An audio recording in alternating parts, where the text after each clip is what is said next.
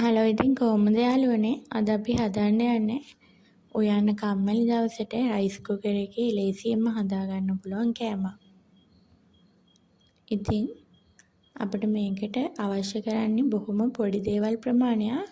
මම මේකට කැරට්, සුදු ලූණු, බෝංචි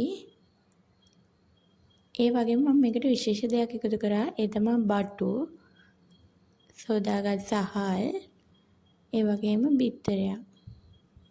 මුලින්ම රයිස් කුකර් එක රත් වෙන්න තියලා ඒකට තෙල් එකතු කරනවා. තෙල් ටික රත් වුණාම අපිට තියෙන්නේ සුදු ලූණු, බෝංචි, කැරට් ටික එකතු කරගන්න. කැමති නම් ඔයාලට මේකට ගෝවා, ලීක්ස් වගේ දේවල් එකතු කරගන්නත් පුළුවන්. ඒ වගේම තෙල් වෙනුවට බටර් උනත් අපිට එකතු කරගන්න පුළුවන්.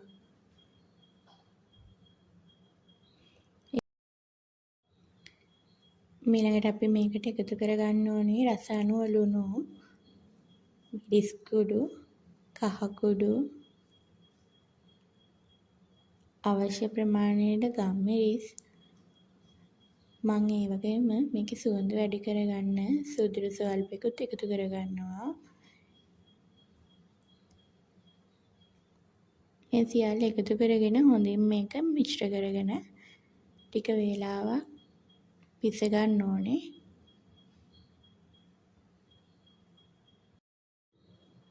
මඳ වේලාවක් පිස ගත්තට පස්සේ අපිට තියෙන්නේ බිත්තර එකතු කරන්න. බිත්තර එකතු කරලා ටික වෙලාවක් මේ විදිහට ආයෙත් පිස ගන්න ඕනේ.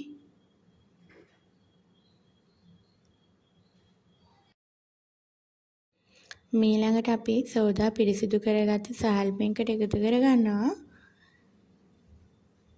ඊට පස්සේ තියෙන්නේ රයිස් කුකර් එකේ පියන වහලා අපිට මේ බත් එක පිස ගන්න.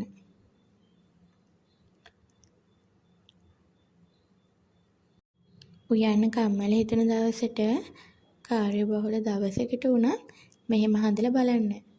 හදලා බලලා කමෙන්ට් එකක් දාගෙන යන්න අනිවාර්යයෙන්ම.